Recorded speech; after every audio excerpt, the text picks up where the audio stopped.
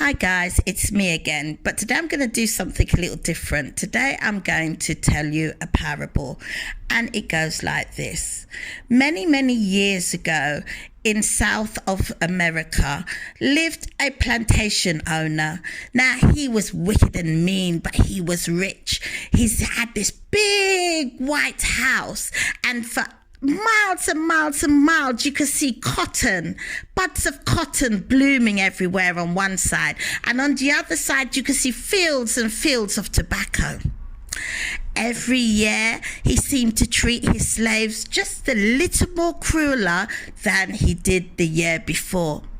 Even when other slave owners came and saw the cruelty that he bestowed upon his slaves, they would say, "Why do you treat them so badly? Surely if you treat them a bit better, they would live longer and that would be more profitable for you."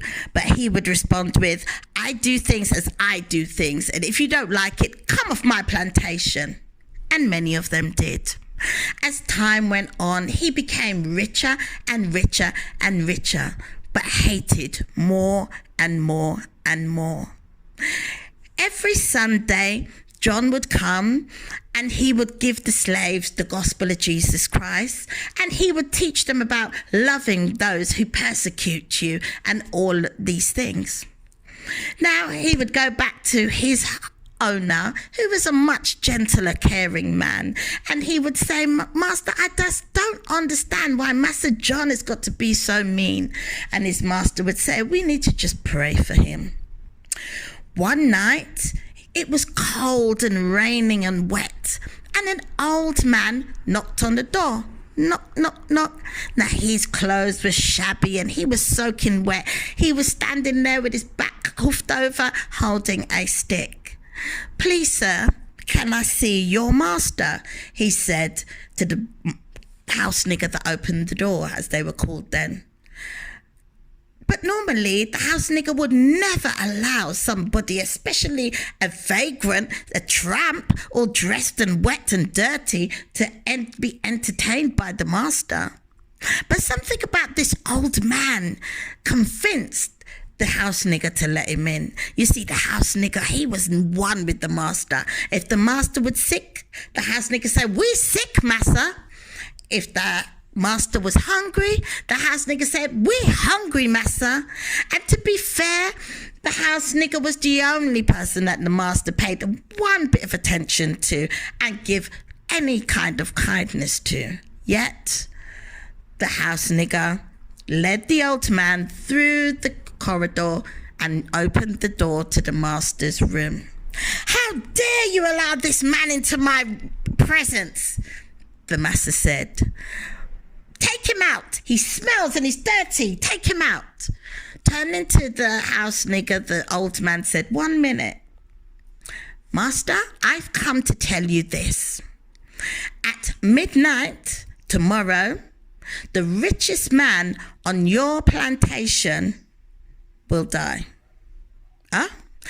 Midnight tomorrow, the richest man on your plantation will die.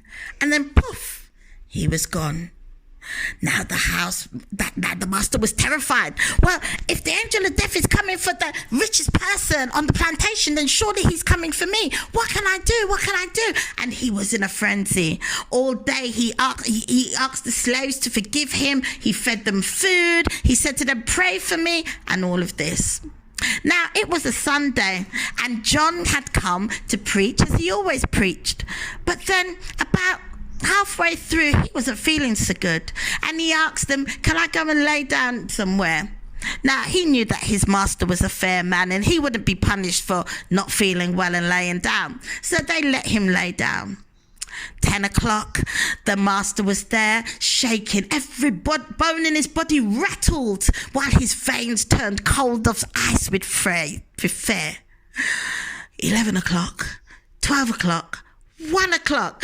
It worked, he thought, it worked. I asked for forgiveness, I was nice to my slaves, but that's only going to last for today. Tomorrow I'm going to be right back to normal, and I'm alive. 8 o'clock in the morning, one of the women came and she knocked on the door. "Massa, I've just come to ask you, Massa, if you can contact John's master because we're afraid he passed last night. We think he died about midnight. Now the master held his breath as he heard the voice of the stranger once again in his head.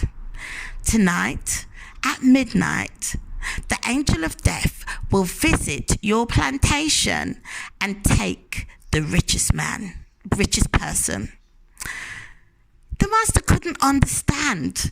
This man wasn't rich. In fact, he was a slave. He came every Sunday to preach the gospel to the people. That's all. How was he taken? But you see, that angel that disguised himself as a vagrant was not speaking about financial riches. He wasn't talking about goals, and he wasn't talking about big houses, and he wasn't talking about plantations or how many slaves they had. He was talking about a different kind of riches, a spiritual richness. You see, when you don't have that spiritual richness, when you're not connected with God, then death is a punishment. But when you are connected with God, then death becomes a reward. Now, to everyone, John may not have been the richest person physically, but spiritually, he had all that the kingdom had to give him. And when he went before his master, he heard the words he had lived for all his life. Come, my good and faithful servant, I have prepared a mansion for you. Let's not strive in this life to get rich, but let's strive in this life to get rich with God, who owns everything.